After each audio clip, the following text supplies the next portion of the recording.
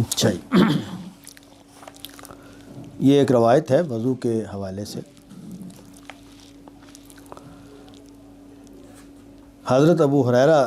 سے روایت ہے کہ جب کوئی بندہ مسلم وضو کرتا ہے، وہ ان کا کہ یہ لفظ بولا یا حضور نے مومن کا لفظ بولا، فغسل وجہہ، پھر وہ اپنا چہرہ دھوتا ہے، خرج من وجہہ کل خطیۃ نظر علیہا بعینہ مع الماء، تو اس کے چہرے سے وہ ساری خطائیں دھل جاتی ہیں جن کی طرف وہ اپنی آنکھوں سے دیکھتا ہے۔ او ما آخر قطر الماء، یا پانی کے آخری قطرے کے ساتھ۔ فَإِذَا غَسَلَ يَدَيْهِ، پھر جب وہ اپنے ہاتھ دھوتا ہے، خرج من يديه كل خطیۃ کان بطشتها يداه مع الماء، نہیں سوری بطشتها يداه مع الماء، کہ جب وہ ہاتھ دھوتا ہے تو اس کے ہاتھوں سے وہ ساری خطائیں دھل جاتی ہیں جن کو وہ اپنی ان ہاتھوں سے پکڑتا ہے اس پانی کے ساتھ، یا یہ کہا کہ پانی کے آخری قطرے کے ساتھ، یہاں تک کہ وہ گناہوں سے بالکل پاک ہو جاتا ہے۔ فَإِذَا غَسَلَ رِجْلَيْهِ خَرَجَتْ كُلُّ خَطِيَّةٍ مَسَّتْهَا رِجْلَاهُ مَعَ الْمَاءِ أَوْ مَعَ آخِرِ قَطْرِ الْمَاءِ حَتَّى يَخْرُجُ نَقِيًّا مِنَ الذُّنُوبِ، اور جب وہ اپنے پاؤں کو دھوتا ہے تو وہ ساری خطائیں نکل جاتی ہیں جن سے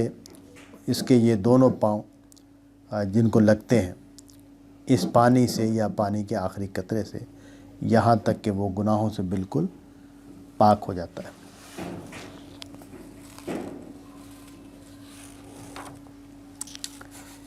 یہ روایت جو ہے یہ میں نے سب سے پہلے پڑھی مولانا وحید الدین خان کے ایک مضمون میں، تو انہوں نے اس کی ایک وضاحت بھی وہاں کی ہوئی تھی اس روایت کی۔ مولانا وحید الدین خان صاحب جو ہیں وہ جو جدید عقل ہے اس کے لیے باتوں کو قابل قبول بنانے کا کام کرتے ہیں۔ اچھا، مجھے اس وقت بھی ان کی اس وضاحت کے باوجود بھی یہ روایت قابل قبول نہیں لگی۔ پھر خیر بعد میں جب میں نے مسلم پر کام کیا اور حدیثوں پر کام کیا تو اس وقت بھی اس طرح کی روایتیں جو ہیں وہ زیر بحث آئیں۔ غامدی صاحب نے بھی ہمیں مسلم ہی پڑھائی تھی۔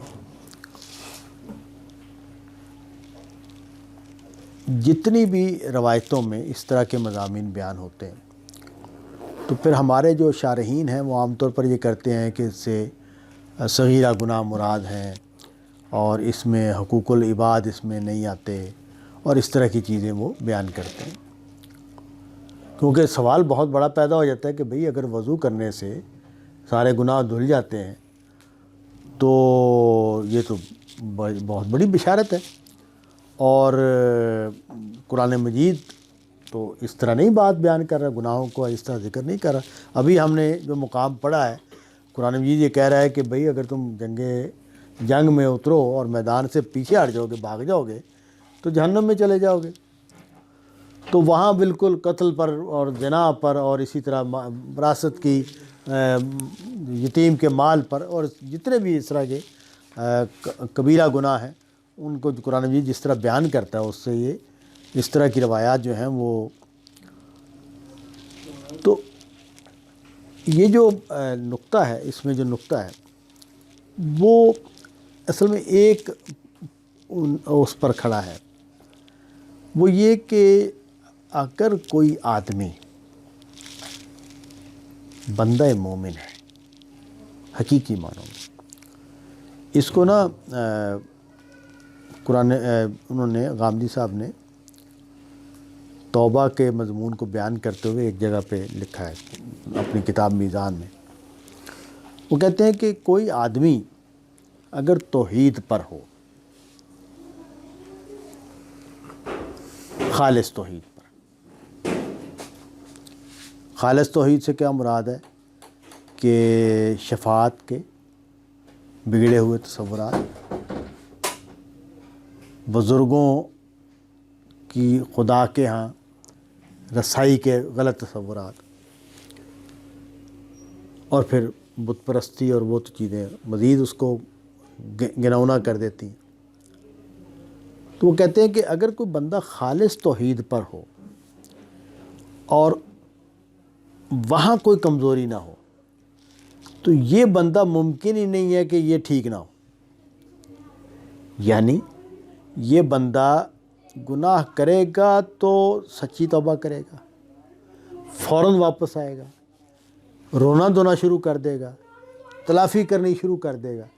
یعنی یہ ممکن نہیں ہے کہ یہ بندہ دلیری کے ساتھ گناہ کرے، اصرار کے ساتھ گناہ کرے۔ اس سے غلطی ہوگی تو اس کا رویہ ہی مختلف ہوگا۔ تو میرا یہ خیال ہے کہ نبی صلی اللہ علیہ وسلم جب اس طرح کی باتیں اگر آپ نے فرمائی ہیں، ظاہر ہے مسلم کی روایت ہے تو زیادہ امکان یہ ہے کہ یہ حضور کا ارشاد ہے، تو وہ اصل میں ایک بندے کو سامنے رکھ کے، وہ ہے نا روایت من قال لا الہ الا اللہ دخل الجنہ، تو میرے ذہن میں ہمیشہ یہ آتا ہے کہ یہ ہمارے لیے تھوڑی ہے، یہ تو اس زمانے میں قال لا الہ الا اللہ کو آسان کام تھا۔ مکے کے لوگوں کے لیے یا مدینے کے لوگوں کے لیے یہ کہنا کہ اللہ کے سوا کوئی الہ نہیں، اپنے مشرکانہ عقیدے کو چھوڑ کر توحید کے عقیدے پر آنا ہے، اپنی روایت کو چھوڑ کر ایک نئی روایت میں آنا ہے، تو وہ تو ایک بڑا کارنامہ ہے، بڑا واقعہ ہے کہ وہاں کوئی بندہ لا الہ الا اللہ کہے۔ ہمارے لیے یہ روٹین کی بات ہے، ہمارے لیے تو لا الہ الا اللہ کہنا کوئی مسئلہ ہی نہیں ہے، ہمارے لیے کوئی امتحان ہی نہیں ہے، بلکہ ہمارے لیے تو امتحان یہ ہے کہ ہم لا الہ الا اللہ صحیح معنوں میں کہیں۔ یعنی ہم زبان سے کہنے میں ہمیں کیا پرابلم ہے، اور وہاں زبان سے کہنا زیر بحث نہیں ہے، مراد ہی نہیں ہو سکتا، اس لیے کہ وہ ایک فضا میں بات کی جا رہی ہے۔ یہ بات نبی صلی اللہ علیہ وسلم اہل کفر کو کہہ رہے ہیں کہ جن تم میں سے جو بھی توحید پر آ جائے گا وہ جنت میں چلا جائے گا۔ تو یہ اس طرح کی جتنی بھی بشارتیں ہیں وہ اصل میں اس ساری بات کے ساتھ ہیں۔ مطلب یہ ہے کہ یہ مسلمان ہے، نیک آدمی ہے، گناہ کرتا ہے تو توبہ کرتا ہے، یہ گناہ کرنا نہیں چاہتا، گناہ اس سے خطا ہو جاتا ہے، غلطی اس سے ہوتی ہے، تو یہ بندہ جو ہے یہ جب وضو کرتا ہے تو اس کے گناہ دھل جاتے ہیں۔ تو وہ بات اس اینگل سے کی جائے تو وہ بات ٹھیک ہے جو ہمارے پرانے شارحین کہہ رہے ہیں کہ اس سے وہ گناہ مراد نہیں ہے کہ بھی قتل کر کے وضو کریں گے تو دھل جائے گا، یا لوٹ مار کر کے ملاوٹ کر کے وضو کریں گے تو دھل جائے گا۔ یہ اصل میں ایک ایسا آدمی ہے کہ جو یہ گناہ کر ہی نہیں رہا، اور کرتا ہے تو تلافی کرنے کے لیے روتا ہے، یہ سجدے میں پڑا رہتا ہے، یہ اس کو قبول کر کے اس کے ساتھ جینے والا آدمی نہیں ہے۔ تو یہ اس طرح کے جتنے بھی مضامین ہیں اصل میں اس نیک آدمی کے لیے ہیں کہ جو اصل میں خدا کی بندگی میں جی رہا ہے۔ یہ ہم اگر اس کو پڑھیں اور ہم یہ کہیں کہ ہمارے جیسے دنیا دار جو مسلمان ہیں ان کے لیے یہ بشارتیں ہیں، تو ان کے لیے یہ بشارتیں نہیں ہیں۔